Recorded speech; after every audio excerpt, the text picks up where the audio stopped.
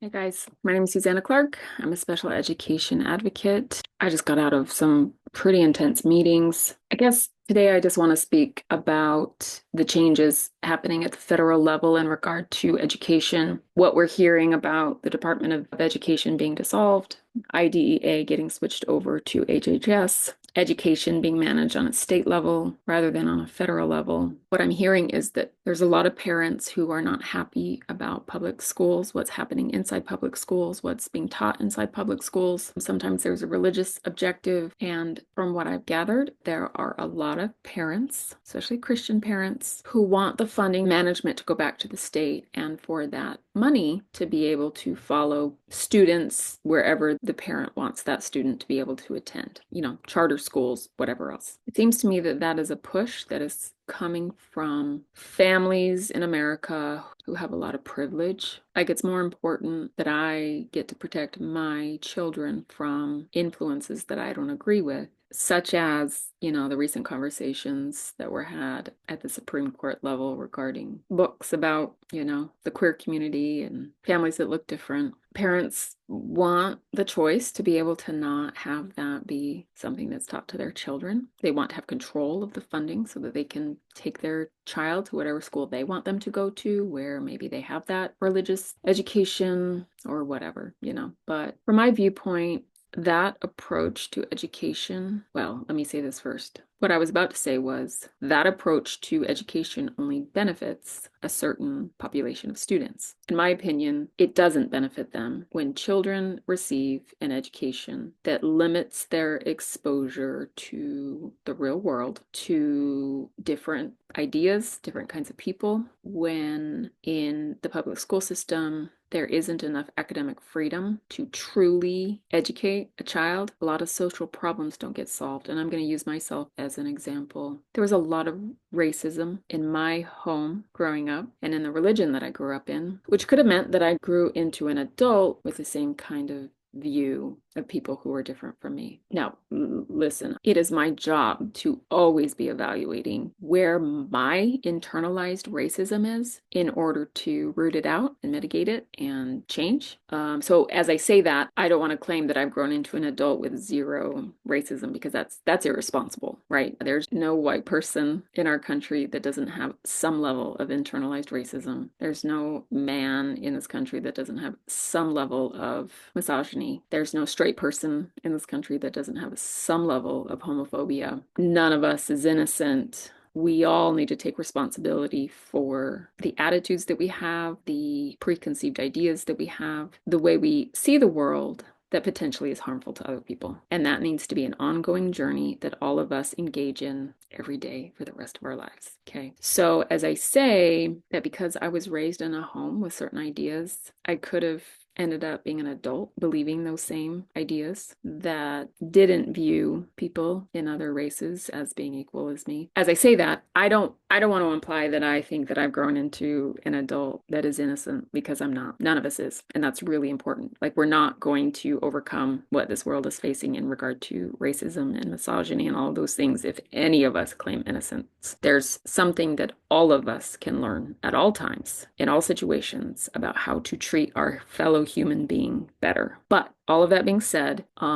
despite some of the ideas that were perpetuated in my childhood home, I grew into an adult that believed strongly that racism was wrong, and believed strongly that I didn't have a right to think that I was better than anybody because I was white. And looking back, I believe that I was able to grow into an adult that felt like racism was wrong in my very bones, is because of what I learned at school. I remember I was probably in 6th or 7th grade, and there was a girl in my school. There was a decent number of, so I grew up in a town in the Midwest, and yeah, I mean, it was a majority white, but the population of Black kids in my high school was not an insignificant number. So there were plenty of kids that were, of course, the white kids were the majority in that town, but there was a fairly significant population of Black kids. There were Hispanic kids. There were a couple of kids from, Southeast Asia. It had enough diversity for me to have a sense of the world rather than just growing up in a town where everybody was white. But I remember in sixth or seventh grade, there was a black girl in my class that,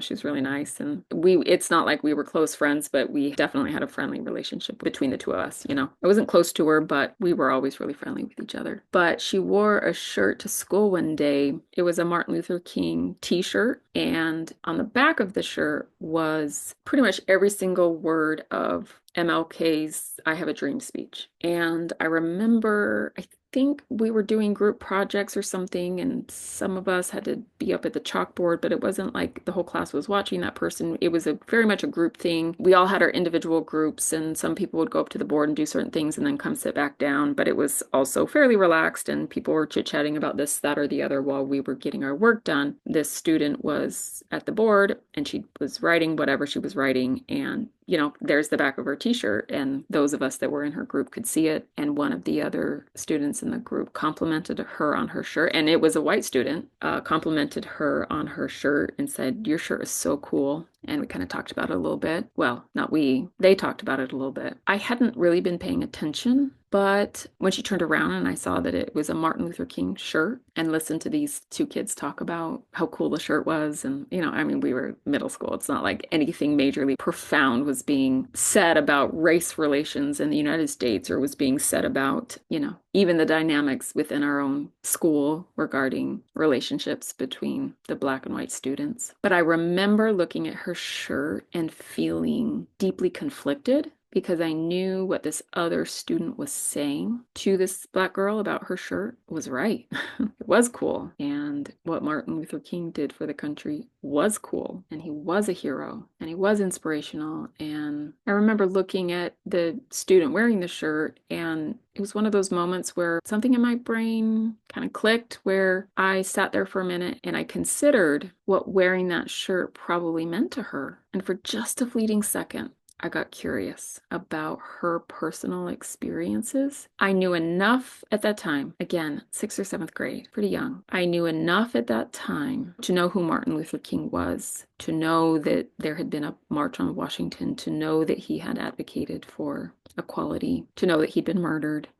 I knew enough, but not on a deeper, what does this all mean level, but on a very privileged white girl level, where in my experience at that age, it was like, oh yeah, that's that guy that solved racism, right? That's where my brain was at in regard to Martin Luther King. My memory is that as I looked at these two people talking, it was the black girl wearing the Martin Luther King t-shirt and then the white girl that was sitting in our little group. And then there was me, and I think there was some other kid that was not really even paying attention to what we were doing. Something clicked in my brain as I listened to these other two students talk. And that is my first memory of wondering if that girl that was wearing the t-shirt had ever experienced racism. Now, 45-year-old me looking back, and I mean, duh, right? Like, we are so far in our country from being post-racist, as, when Obama was elected, and there was kind of this, oh my gosh, is America finally post-racist? We're not. Far from it. But, that was the story that I had heard growing up. I don't think it was even explicit in regard to, oh, racism is solved. Martin Luther King, he did this great thing and racism is solved. I don't think I ever heard that explicitly, but it was the messaging. As a white girl, I didn't know any better. I didn't understand at that time that we lived in a world that was anything but equal between white people and black people. But as I sat there at that table with those other students in middle school and listened to those two students talk to each other about Martin Luther King, and I'm telling you, this was like a 2-minute conversation, and it was not profound, but it lasted just long enough for my brain to go several places, and where it landed was genuine curiosity about whether or not this black student that was sitting next to me had personally experienced racism. Because I remember thinking a thought, and I hate even saying it out loud, but I remember thinking a thought, and it was genuine, like, oh, well, why would she need to wear a shirt like that? We solved racism. Why would that be special to her? Right? Like, I mean, talk about white girl privilege. And as they spoke, and again, very short conversation, but as they spoke, my little 11, 12-year-old brain went from that question, like, why would that be special to her, to, oh, has racism not been solved? Oh, has she experienced racism? And that's where my brain landed. And then conversation went on. We kept doing our schoolwork. But that was the moment for me when some things came together in my mind. And I started noticing when things were said, whether that was in my home or whether that was on TV or whatever. I instinctually thought about this girl, this classmate of mine. If there was anything racist, I suddenly had a face to attach it to, like, oh, how would that feel to her? If she heard that said by an adult in the room, how would that make her feel? And it suddenly became personal, because even though that student and I were, I don't know that you would even say that we were friends, and that we weren't any, there was nothing negative between us, but we were very friendly. But it was just like an in school, in class, we got along well. If we ever had to work together, I saw her in the hallway, I would say hello, vice versa. It was that type of thing, not anything deeper than that. But I had enough,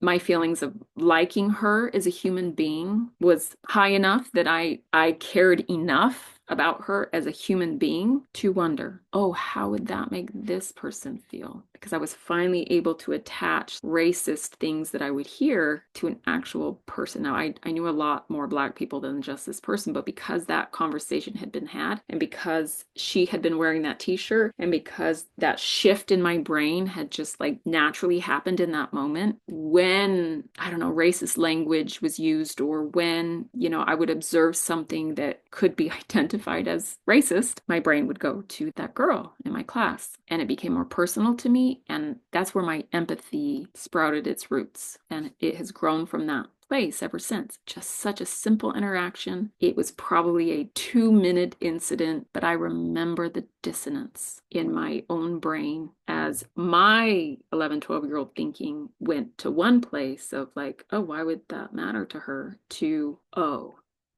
of course that matters to her, because racism isn't solved. So when I think about the Department of Education being dissolved and the decision going down to a state level, and potentially parents gaining control of the funding assigned to their student and being able to put them in whatever charter school that is just Christian or just white or just whatever, opportunities like the one that I just described, where I, a privileged white girl, gained just a touch more perspective regarding the experiences of others spontaneously in the middle of a social studies class. That can't happen to students whose parents exclude them, purposely segregate them from a privileged perspective in order to make sure they're only going to school with students who are just like them. Those students won't meet Black kids. Those students won't meet gay kids or whatever. It perpetuates the social problems in our country when our children are segregated. And that really concerns me. There are some incredible stories in the 1950s and beyond, where after Brown v. Board of Education was passed and it became illegal to segregate students, and everything was happening with Ruby Bridges and everything was happening with the Little Rock Nine, where protection had to be provided for these Black students to be integrated into white schools. Those are the stories that we hear more often, but the stories that I never heard growing up were the stories of the schools that completely shut down and stopped providing education to any student rather than integrate the Black students into the school with the white students. And the parents of those white students formed their own private schools, sometimes in people's homes, rather than allow their children to go to school with a Black student. I never heard those stories growing up. And I remember when I first, I don't know when it was, stumbled upon some of those stories. It was shocking. Like, I couldn't believe it, but then I was like, oh, of course they did that. And not even the teachers were willing to stay in the school and just teach the Black kids. The racism ran so deep that they couldn't bring themselves to educate the Black kids. And then because their segregated schools that were just for the Black kids were mostly shut down because the Black kids were supposed to be integrated in with the white kids. The Black kids didn't even have a segregated school to go back to. And so the white population in those towns, and it happened in several places all over. I can think of one location in Virginia, but I know that there were other places where this happened. So those white parents effectively created a situation where those Black kids weren't being educated at all. But it's because of the involvement of the federal government that those schools were eventually integrated and protections at the federal level were brought down. There was federal accountability for the problems that were happening on the state level in various locations throughout the country where the state wasn't following the rules that the federal government was laying down in regard to integrating schools, and the federal government got involved and held them accountable. And it is that accountability that warrants a federal Department of Education. Because if the Department of Education is dissolved and all the funding goes to the state level, the OCR, the Office of Civil Rights, which is also being actively dismantled, suddenly there's not a governing body to make sure that the individual civil rights of various students are being protected. So as these government agencies are being dismantled or threatened to be dismantled, that's what's being stripped from the American educational system, is the protection of each individual student's civil rights. The accountability at the federal level of individual states making sure that all students are educated equally.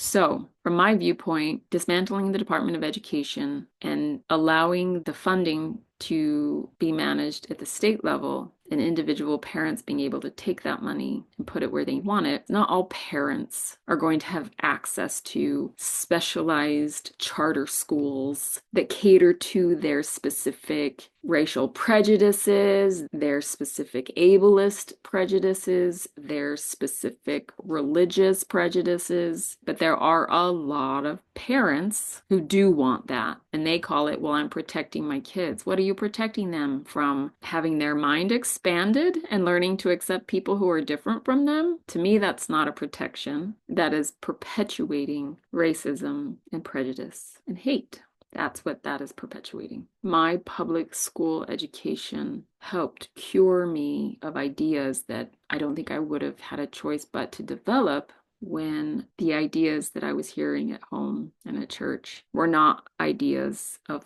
full equality between Black people and white people. But it is my experience with students at school who were different from me that opened my mind and allowed me to start developing empathy for other people's experiences. And it will be the students that have less financial privilege, students who are born into families who are marginalized for whatever reason, whether it's a financial situation or it could be racial. Those students are more likely to end up with less. And if there's no civil rights accountability, then if their civil rights, because education is a civil right, okay? There's civil rights in regard to their equal access to education. There won't be any accountability on the other side if those individual states or those individual school districts are not being held accountable for the ways in which some populations of students aren't being equally educated as others. Now, are there many people in state governments across the nation who understand all of this and who will work so hard to make sure that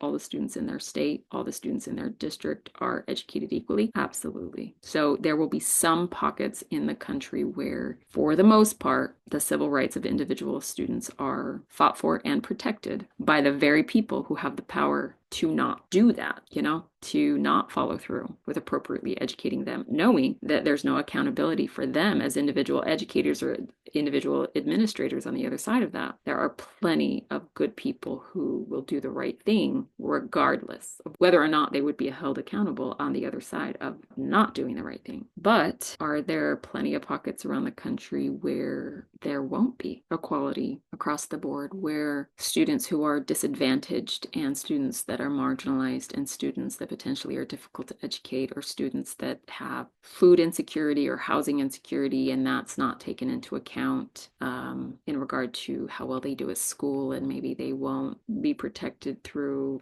say, like McKinney-Vento anymore, or they're not offered like a 504 plan anymore, or whatever, because there's no accountability for that on the other side.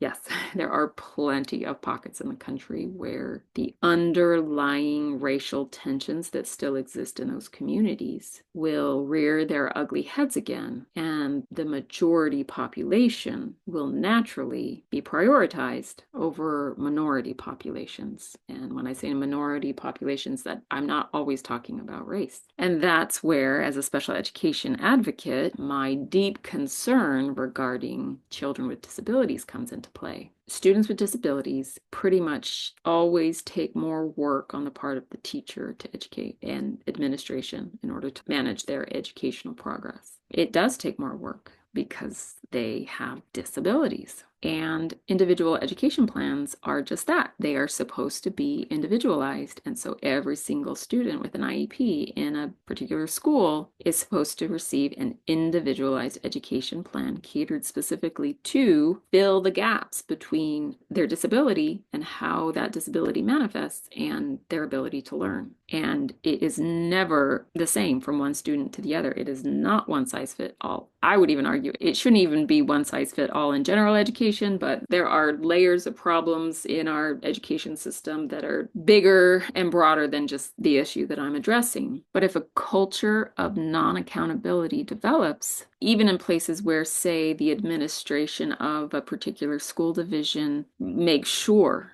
that there's no, or as little as possible, but ideally that there's no racial prejudice that prevents schools from educating Black kids just the same as white kids, just the same as Latino kids, whomever. Even in places where it's much more equal because of how open-minded, liberal-minded those administrators and educators are, there will still be students with disabilities in those areas that are being discriminated against. Why? Because there won't be accountability on the other side, on the federal level, if they're not educated. Fighting for the Department of Education to be dismantled and for funding to go back to the states and for parents to have control of the funding and where their child goes to school, to me, supporting that position, supporting that idea, wanting that for your children, to me, is the ultimate sign of privilege. To me, that says, I want a world where my children never have to be around people who are different from them. I want a world where I have the privilege of building a little cage around my child and making sure that they have everything they want, regardless of who suffers, regardless of how many children don't get educated outside of the little bubble that my white privilege and my socioeconomic privilege and my able-bodied privilege allows me to build around my child. That's the goal, is to build that bubble around my child, even at the expense of every other student in the country that will suffer because of it. I don't know. I guess I struggle so much to understand how someone can make decisions according to what would benefit themselves the most, regardless of who it might hurt, or vote in such a way so that their child is offered privileges that elevates them and protects them, regardless of who those policies hurt. I don't think I will ever understand that mindset. When the results of the election came in, and I heard people say things like, yeah, I don't really like who Trump is either, but you know what? Eggs are expensive these days. I would get so infuriated when I would hear people say it. And it was inevitably every single time. It was a white person who would say that. A white, able-bodied person with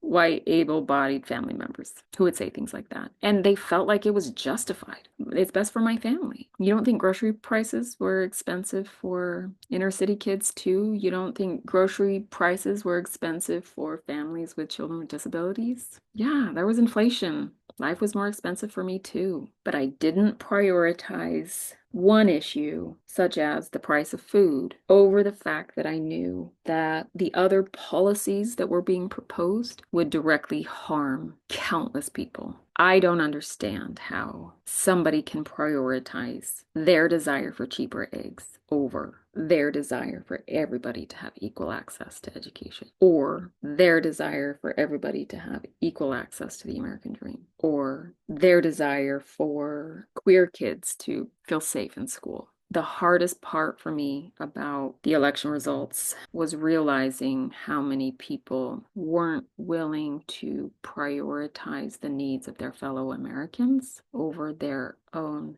family's needs, as though a rising tide doesn't lift all ships, as though if we work to build up our fellow Americans, we also don't rise. It's not actually a pie. Human rights are not a pie. It's not a pie. Allowing other people to have rights doesn't take away your rights. And how many people didn't take the time to educate themselves enough to understand how little influence a president has over the price of groceries. Now, our current situation is different. Everything's about to get a hell of a lot more expensive, and the president has directly influenced all of that. But we are in extreme times. This is not normal. Joe Biden was not directly responsible for the price of eggs. And just like Donald Trump wouldn't have been directly responsible for the price of eggs if they went down, the policies the president's put in place take longer than that to take effect and for people to notice a difference. And it's not uncommon for one president to put certain policies in place, and then the next president reaps the benefit of the policies of the previous presidency, because it takes years sometimes for an economy to improve because of the decisions of one particular administration. And then the next guy gets the credit because suddenly things are good. And oh, look, who's the president right now? It must be him. That's not how it works. And knowing all of the other problems that were going to come with this administration, hearing people talk about the price of eggs as the reason why they voted for him, it just felt like a gut punch every single time. Do you really not care about your fellow human beings? And that's how I view the dismantling of the Department of Education. People that want that to happen, people that want that funding to go to them so that they can pay for their children to be protected from ideas that aren't consistent with their Christian values. Do you realize how many students are going to be hurt if the U.S. Department of Education doesn't exist and the Office of Civil Rights isn't functioning anymore in order to hold individual school districts accountable? If the Department of Justice is no longer an independent entity from the presidency in order to hold school districts accountable? The Department of Justice has sued individual states over the years when they have been out of compliance with IDEA. And that's what forces states to get back into compliance to make sure that children with disabilities within that individual state are not being discriminated against. And the hardest part of all of this is that the bottom line is that special education in our country is already not working. I sit in meetings every single day and watch and listen as special education fails students. Now, is it failing everyone? No. Is it better that we have it than not? Absolutely. My hesitancy about saying something like special education in our country already isn't working is that those who are uninformed will attempt, potentially reply by saying, well, see, it's not working, so let's dismantle the Department of Education and let each individual state handle it. But everything that I just explained about accountability and a lack of accountability if the Department of Education no longer exists, and if the Office of Civil Rights isn't functioning anymore in order to hold schools accountable, where parents can go to file complaints to report civil rights violations, if the Department of Justice is no longer an independent entity from the executive branch, they're not holding states accountable anymore for failing their students who have disabilities. So special education already not working. Like if special education was working, I wouldn't have a job. But I go into these meetings with the schools and help bridge the gap between the students' ability to access their education and what the school is providing, making sure that individualized education plan is as individualized as it needs to be in order for that student's educational needs to be met. So I hesitate to say special education already isn't working in our country, because the worst thing that can happen is that people will tell themselves or promote the idea or allow the uninformed to believe that the solution is to dismantle the Department of Education, when actually that would only not only would it make everything worse, in some cases, in some places in this country, I think it will make special education non-existent, even if IDEA still exists underneath the Department of Health and Human Services. Because if there's no accountability on the other side, then what does it matter? What's the point of a law if there isn't a governing body, if there isn't an entity to hold people accountable to violating that law? Dismantling the Department of Education is just about the worst thing that could happen for children with disabilities, for minority groups, whether it's a racial minority, whether it's trans kids or queer kids, because there's no accountability. And then each person's individual prejudices, wherever they land, like where that person lives and their subculture within America, will have free reign. Because the way special education is structured currently, the way IEPs ideally are supposed to work, the way the checks and balances are currently in place, it's a solid system. Of course, it has its problems in regard to its structure, but it's solid. Very smart people built each layer of this to get it to where it is now. We don't need a new system. We need more funding for schools, more funding for training, and more funding for accountability when the rules are not followed. That's what we need. We need the education of America's children to start being prioritized above all else in our country. Of course, protection. We have to protect ourselves from bad actors. Unfortunately, America has turned into that bad actor in regard to other countries feeling safe in relation to us. Of course, I get the defense. We have to make sure that we're safe. Is there waste? Of course there is. Not that DOE is really figuring it out where that waste is happening. But next to our country being safe, our children being educated should take priority above everything else. Schools need more funding. Teachers need better training. And there needs to be a higher level of accountability than is currently in place. That is what will fix the education system in our country, not sending the money back to the school level. Personally, I think pulling children out of public school and segregating them into schools where everybody is like them, all white, all Christian, all whatever. People can claim they're trying to teach their children about God or whatever. In my opinion, approaching your child's education that way perpetuates racism and bigotry. It's disheartening to me to know that there are so many parents out there that would prefer that would choose that, regardless of whose children that hurts and whose children that leaves without enough funding, without access to appropriate education, without accountability for when they're not being educated appropriately. I don't understand that mindset, and I never will. I don't understand it. If our world is going to overcome hate, we cannot separate our children from people who are different from them. It's a disservice to the next generation. That moment in that middle school social studies class was one of the most important moments of my life. It was like 2 minutes. But that's what shifted my thinking, and it was just barely a turn for it to occur to me that this student sitting in front of me may have experienced racism. And for my heart to hurt for her in that moment changed everything. It opened my heart and my mind to other people's lived experiences. And if privileged white kids only go to school with other privileged white kids, they won't learn to understand or appreciate people that come from different cultures, different religions, different sexual orientations, different levels of ability, and the racism and the bigotry and the sexism will continue to cause problems in our world. I think it's irresponsible. Now, there have always been families who had the money to place their children in private schools,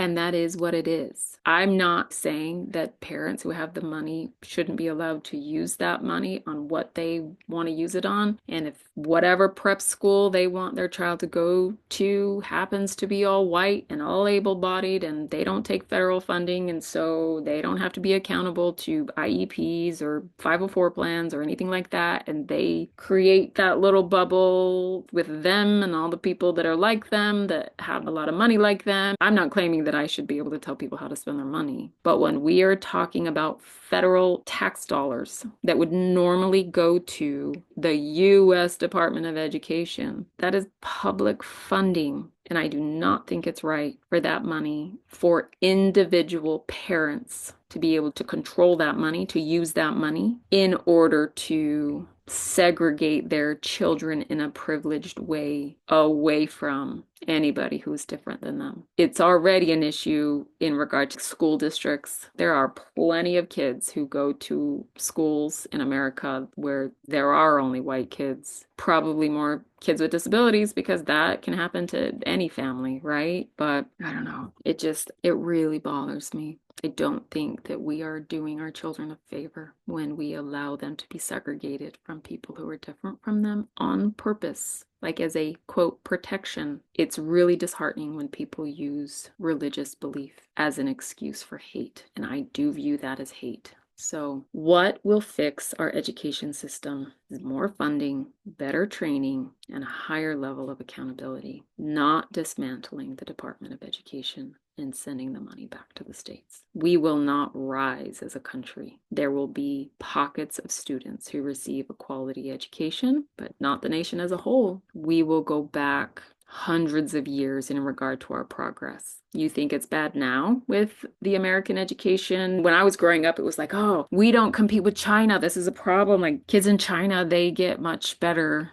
test scores than we do. They have better math scores or whatever. You think it's going to improve if the money goes to the state, like for individual pockets of students? Sure. But our nation as a whole? It's not going to improve. It will get drastically worse because there won't be accountability. There has to be laws against hate because human nature is that we tend to other people who are different from us out of a sense of fear or a sense of scarcity. We separate ourselves from people who are different from us, but it does not create a society where people can live in safety and peace. It fuels violence between communities. But the more integrated we are as a people, the more integrated we are in regard to what our children are taught. When a storybook is shared in a kindergarten class about a child who is sad that his uncle's getting married because now his uncle's not going to have as much time for him, and it just so happens that his uncle is going to marry a man, that story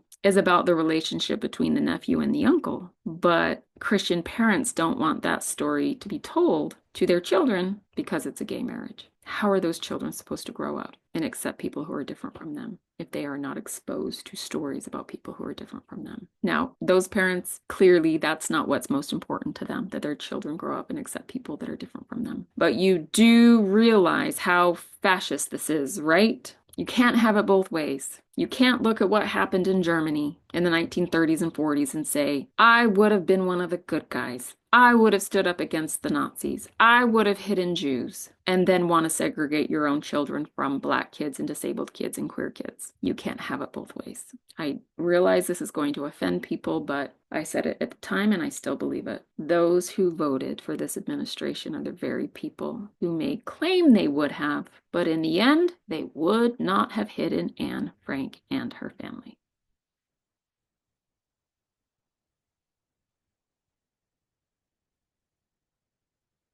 So anyway, I had some really tough meetings this morning. A student who has experienced discrimination to the point where it's likely criminal. And that is not I'm repeating the language of other people involved in this situation. I have my lane in this process, but I work with a lot of people who have their own lanes. And I sat in a meeting this morning with other professionals who were speaking to their own expertise, and the word criminal was freely used. So, for so many of our children, Special education already is not working, but the answer is more funding, more training, and a higher level of accountability, not dismantling the Department of Education, disempowering the Office of Civil Rights, controlling the Department of Justice, and sending the money back to the states. Because children in America will not be universally protected from discrimination. It's already so rampant underneath the current system. Dismantling the Department of Education will only make it worse because it will remove accountability. So when I sit in meetings like the ones that I had this morning and then remember what's happening in our country, how hard people are working to dismantle the Department of Education and completely restructure how education is done in our country, realizing how little so many of those parents understand about how that decision will affect other children in this country. Some parents don't care, but some parents just don't know. So me talking about it helps educate people just a little bit about the damage that will be caused to students all over the country. Then I need to keep making these videos, right? And the thing that I always want to remind people of is that of all the minority communities in our nation, the disability community is the only one that every single person alive cannot belong to one day and then belong to the next. I did not belong to this community until I gave birth to a child with CHART syndrome. I lived with all of the privilege of presenting as a fully able-bodied person in this world and being able to cognitively and physically access pretty much anything I needed to. I thought I was carrying a child that would be born with all the same abilities as my other two children, and quickly learned over the next couple of months that her life would look very different. One day, I was not part of this community. And then I was. And even if you're not giving birth to a child that ends up having disabilities or just extra needs in regard to their education, children are in car accidents. One day they can understand everything, and the next day they struggle with their working memory because they have a traumatic brain injury. And then suddenly they need to be taught in a completely different way than they were prior to that car accident. So the level of naivety that exists also baffles me a little bit, because by making these decisions, we are creating an education system that will not equally provide for your child if one day they are completely able-bodied and the next day they're not. Or if you're having a family and you decide to have a child and at 2 years old, that darling little boy is diagnosed with autism, but all along you have voted in such a way to put you and your family in a privileged position, and then suddenly your child needs access to special education. But oh, look at that. I voted against it along with enough other of your fellow Americans that the level of education your child needs is no longer accessible, whereas it had been in previous decades, but now it's not, because you didn't take other people's needs into consideration when you were voting. You assumed that you would never be one of them.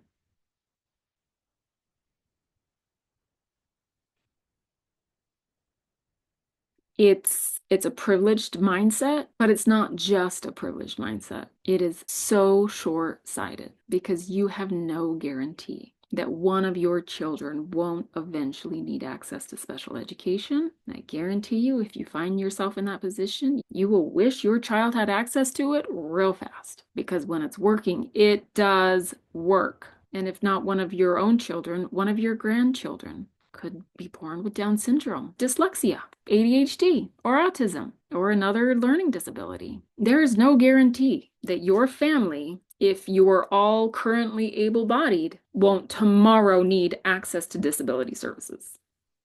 So voting in a way that weakens equal access to education, voting in such a way so that your able-bodied children are prioritized, I just don't get it. It's so short-sighted. It's so short-sighted. If you want freedom, but you only think it applies to you, then you don't want freedom, you want privilege. Or if it only applies to people like you. Privilege at its core is when you think something is not a problem because it's not currently a problem for you. And if for no other reason than just selfishness, just like when we buy insurance, because just in case something happens down the road, we pay for insurance every month to cover our medical bills or to pay for a totaled car. You know, a tree falls on your house. You are planning for future events. You are participating in a system that gives you some reassurance that if a tragedy happens, you'll have the support you need on the other side of that. Voting in such a way that dismantles an education system that provides accountability if children with disabilities are not being educated is no different, because your children or your grandchildren at any point might need access to special education. And if you think for a minute that it will be universally prioritized across this country without federal accountability underneath the Department of Education, you are fooling yourself.